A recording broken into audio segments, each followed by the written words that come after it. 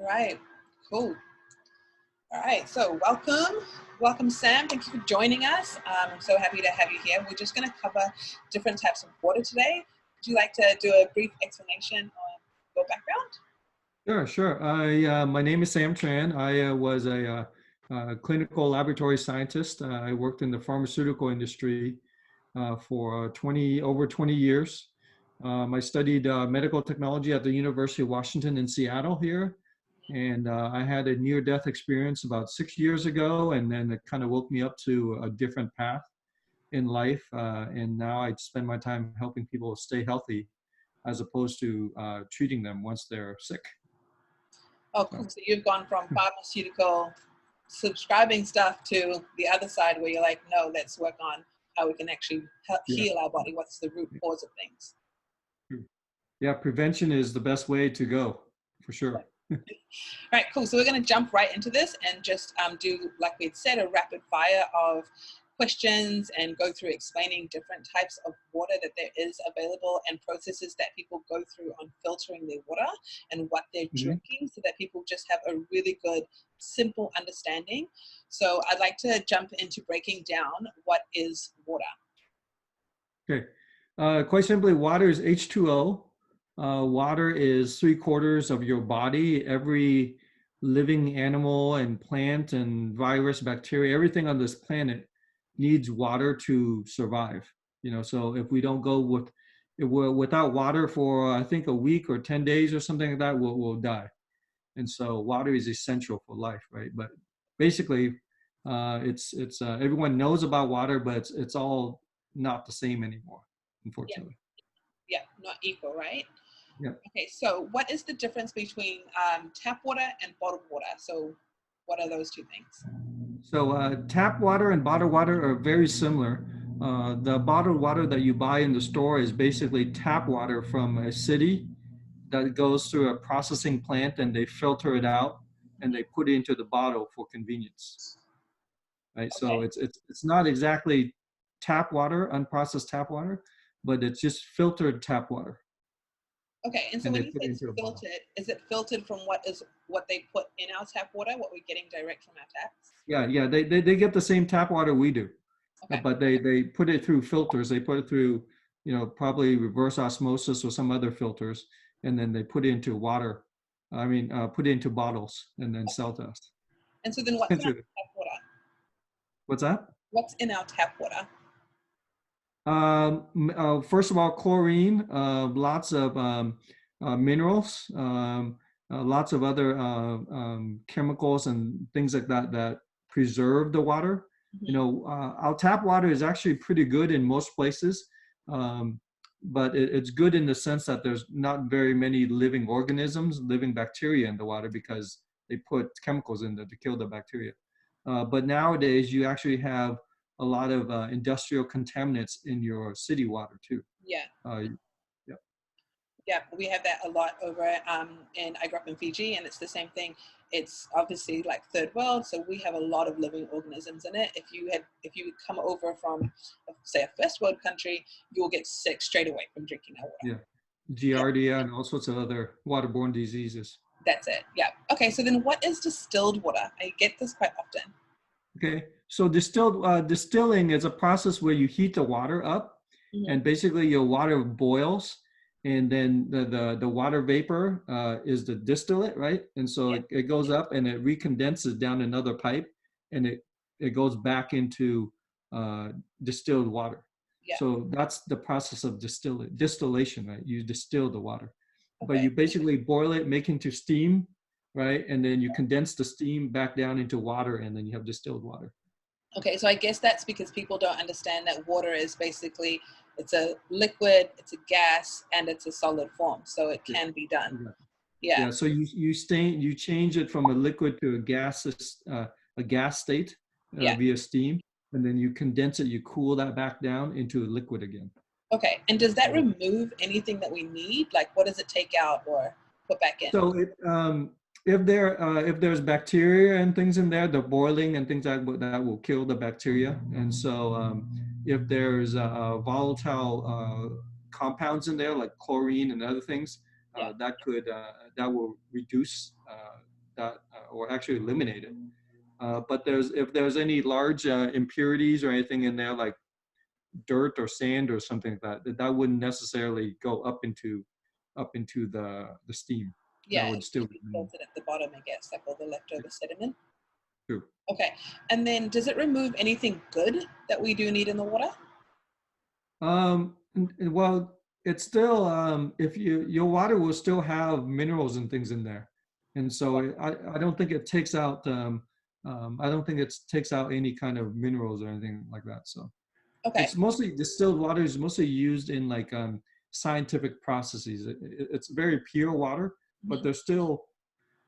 there's still minerals in it. Yeah, yeah, yeah. I had often read that it actually removes minerals, and then through a different process, they re-put those minerals back in because Yeah, you. that's more like reverse osmosis, right? Okay. The Yeah. next one then. Okay. Yeah. Cool. Then, yeah. What is reverse osmosis? So reverse osmosis is a type of filtration. So it's basically very fine filters that take everything out, take all the bacteria, all the contaminants, take all the minerals, the monovalent and multivalent ions out of the water. So it's essentially it's just water and nothing else. No dissolved solids, no minerals, no anything. Okay. Right? So just dead water. Just dead water. And so a lot of these reverse osmosis systems now they have a second part where they remineralize your water. Mhm. So now they stripped everything away first, and then they have uh, these other cartridges that add those minerals that you just stripped away back in. So Yeah. it's kind of like a double process that you don't really need. So then when you have people that talk about reverse osmosis, it removes chemicals, removes everything that's bad from the water. It's also removing all the good things that your body needs that's in the water Exactly. naturally, correct? Exactly. Yeah, Okay. because your body runs on minerals, right? Your body's electrical and biological, but it runs on minerals and other elements, Yeah. right? Yeah. Okay. So what is carbon filtered? I have people So that yeah, say, so carbon, like a carbon filter water is just like your Brita water filter or that cartridge that's in your refrigerator, right? yeah, That filtered water, and it basically it's activated carbon. It's charcoal basically, and then when you run water through it, the charcoal picks up a um, lot of what you call chemicals. yeah. It absorbs through those things, Okay. and it makes it taste a little better. It obviously, since it's running through that filter, it'll take out impurities in your water too. Yeah. So when you say chemicals, I mean, I know that there is fluorosilicic acid. I can't say that properly. Sorry. Yeah, Chlorine, fluoride. Yeah, amines, aluminium to make the water yeah, clear. So it yeah, removes. iron, all sorts of things. Yeah. Yeah. So then it removes all of those when it goes through the carbon. No, no. So the carbon filter doesn't remove like fluoride. Okay. Um, so every type of filter, let's say you're looking at something like this, right? Yeah. And so the smaller the holes here, so if I make these holes smaller, Yeah. then you'll filter smaller and smaller things out. But if your filter has big gaps in it, then more things are going to go through, Yeah. right? And so a carbon filter is a very basic filter. It's very, very, there's a lot of things that still go through that filter. Yes. Let's say reverse osmosis is very tiny little holes. Yeah. You know, you Yes. can't Yeah. get anything through that, right? Yeah. And so, depending on what the contaminant is in your area, if you live in farm country, you might be worried about fertilizers. You might need some specific pre-filters to Yeah. take those out. Yeah. Yeah. Okay. All right. And then the new one that's on the market, the hype is that I've been reading about is vortexwater. Would you be able to give a brief understanding of what that does? From what I know, vortexwater, maybe it's a brand, but I know of a person, a historical person named Victor Schauberger. Hmm. I think he might have been Russian or not Middle Eastern, from the Eastern Bloc, right? And so there's this. He studied water, and how water flows and makes vortexes, like a Yeah. little tornado inside your water. And that imparts a certain amount of electricity and energy into the water. Um, and so it's energized water somehow. I haven't had my chance to really sit down and test it, to have a vortex device to test it. Hmm. But that's something that I'll be exploring in the Yeah. future for sure. Okay, cool. And then the last one that I wanted to cover was ERW water. If you could just explain what that is. Yeah, so ERW is electrolyzed reduced water. Basically, there are devices, medical devices, and uh, that make this water. And so you take tap water, you apply electricity to it. Yeah. When the electricity hits the water, it splits the water into OH minus, which is separated out, right? Yeah. Because water is H2O, right? And so it separates OH and has a negative charge, and Yeah. the H plus, Yeah. right? So the H plus is the acidic water, and OH minus is the alkaline water. Okay. And so that's the electrolyzed part, right? The ERW, that's the electrolyzed, right? The reduced part means it has an extra electron. The Yes. OH minus has an an extra electron to donate to something that oxidizes you, some free Oh, radicals okay. Yeah. to slow you down, aging and things like that. Hmm. And then water is just H2O. Then there's also water that hasn't been shocked, Hmm. right? So you get water plus OH minus. Yeah. So H2O plus OH minus, and you drink that into your body. So Okay. And then, so speaking about that alkaline, going into that, there's been so much hype about drinking alkaline water and that you can buy it from the stores or you can add mhm, baking soda to make your water alkaline. And mhm, then there's alkalized water. So yes. can you explain the difference between those two? And Yeah, so you can achieve a higher pH water Mhm. by using either chemical or electricity, Okay. right?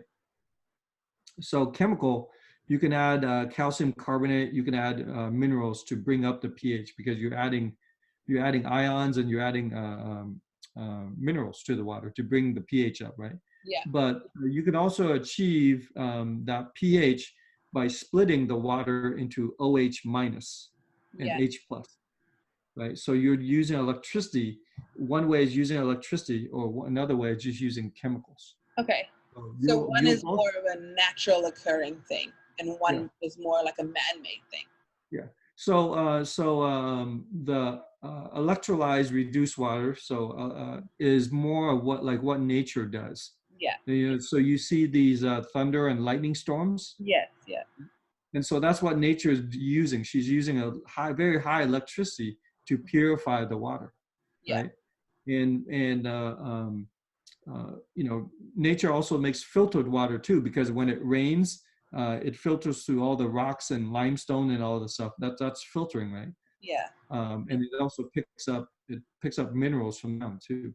Yeah. And so there's two different ways, but a lot of the pH waters, the shelf, they have to add a lot of calcium carbonate and other minerals to it to maintain that pH, because Okay. electricity is not easily stored. Yeah. You know, you Yeah. can't So store it. it The loses electricity that. runs out. You Yeah. know, but there's a risk of drinking. There's a risk of drinking too much water that has too many minerals in it, Mhm. because it will be a stress on your kidneys. Yeah. And Your that's the kidneys are, alkaline water that you can buy at the store, or if you make it yeah. with added chemicals, right? Yeah. That's So why when you get one of those bottles, you turn around and you read the ingredients list. It yeah. says purified water, and then a whole bunch of different chemicals on it, Yeah. and minerals. Right? Yeah. And so I tell people, if your water has a list of ingredients, it's not just water. Yeah. It's something else. Yeah, that's it. Okay, so that actually brings me really nicely into my next question. Is I often get people asking about being over alkaline, or if you drink too much alkaline or alkalized water, then you're going to Mm, over alkaline your body. mm, And yeah. so for me, the research that I've done and studied with Dr. Piggy in that, it's obviously not possible, right? But can you explain why? Yeah, so it is possible depending on how much you're consuming, right? Because the one of the mistakes of human beings is we find something good so we think 100 times of it is better. Yeah. And that's a huge mistake. And so Yeah. the body has to stay in balance, called homeostasis, right? Yes. And so even though you're drinking all this mineral water, if you're taking on too much, your body's going to have to excrete and expel all those extra minerals. Mm-hmm. And so if you're a 40-year vegan, you've been vegan for 40 years, Yeah. you're probably not suffering from a lot of acidic conditions. Mm-hmm. And so those type of people could theoretically drink too much alkaline water with too many minerals and become too alkaline. Okay. You know, And but so, if you're drinking, go ahead. sorry, just to make it clear, when you're saying that they drink too much alkaline water, this is store-bought with added chemicals to it. So then you can over-alkaline your body drinking a man-made alkaline drink, correct? Yes, Okay. exactly. Yeah. Yeah.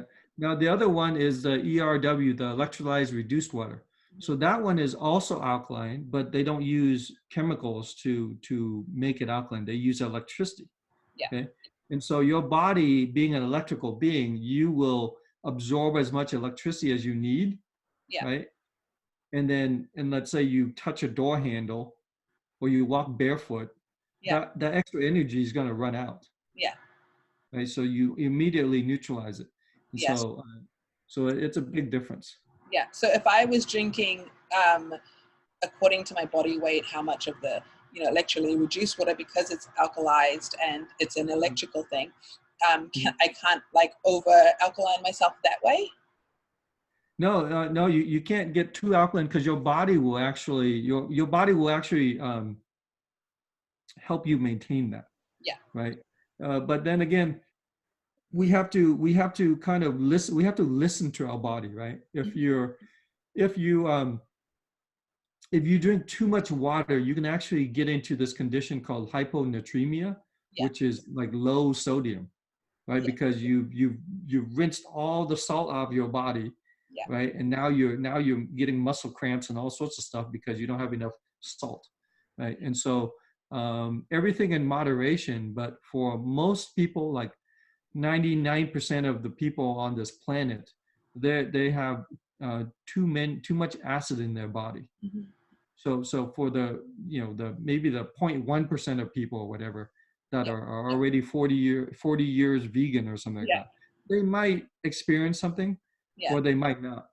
But for the majority of people, alkaline and especially alkalized water is actually a very good choice. It's definitely a lot better than Coca-Cola or any other or especially bottled water, because it doesn't bottled water has microplastics. Mm-hmm. And so those things screw up your hormones and things like that.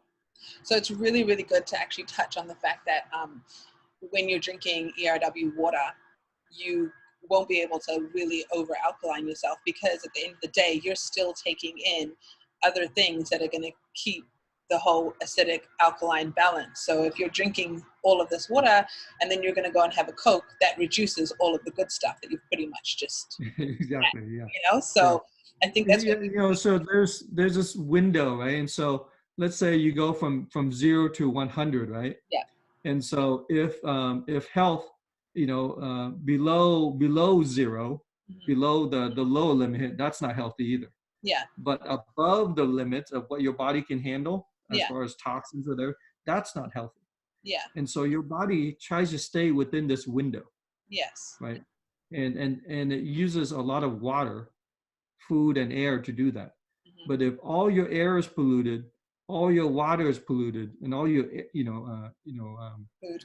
Water, air, and food is polluted. Yeah. Right. Then quickly you're going to be above that limit, and then you're going to experience all sorts of symptoms. Yeah. Right.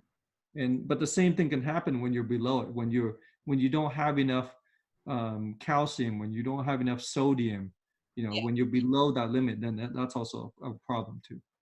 Okay, cool. Thank you so much. This has been a really, really good first episode. So next week with you, I wanted to be able to go over and cover antioxidants and talk about oxidation in the body.